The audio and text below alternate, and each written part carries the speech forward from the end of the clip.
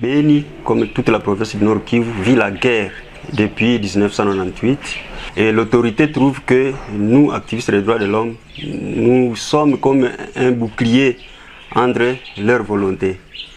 C'est le gouvernement qui est le garant des droits de l'homme. C'est le gouvernement qui doit protéger la population.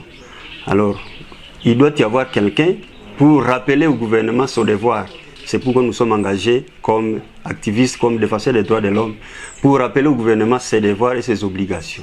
La ZADO est née, d'abord c'est en 1991, dans un contexte de violation des droits de l'homme, parce que c'était la période de la dictature de Feu Mobutu. Et pendant cette dictature, les gens ne s'exprimaient pas.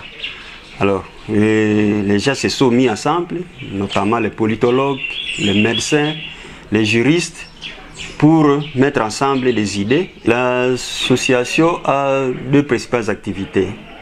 C'est d'abord la promotion des droits de l'homme.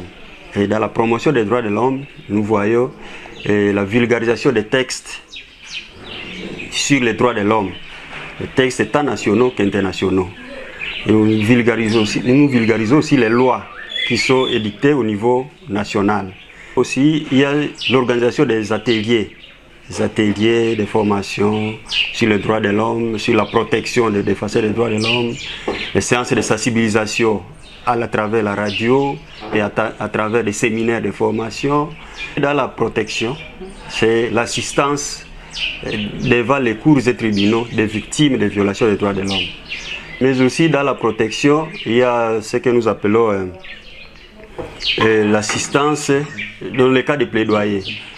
Il y a des victimes qui sont des victimes, par exemple, quelqu'un l'arrête gratuitement, une arrestation arbitraire. Nous allons vers l'autorité pour juste que la victime puisse être rétablie dans ses droits. Et là, nous menons un plaidoyer en faveur de la victime.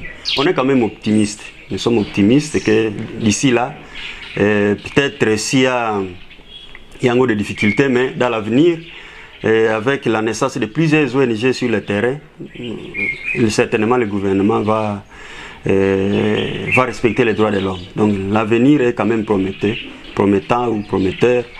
Et je sais que ça va aller. On est vraiment optimiste. Oui, nous sommes optimistes.